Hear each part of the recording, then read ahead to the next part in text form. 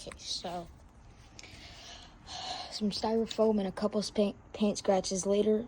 Most of the foam is gone, but you know, it's fine. It gives the bike character. Whatever. Now I'm gonna rip the rest of the stickers off.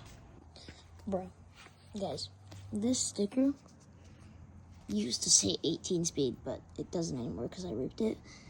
But bro, it's a 1-speed. It doesn't shift. It's stuck in like the most uncomfortable, worst paced gear ever. So I'm gonna be fixing the derailleurs and the gears probably the next 2 to 3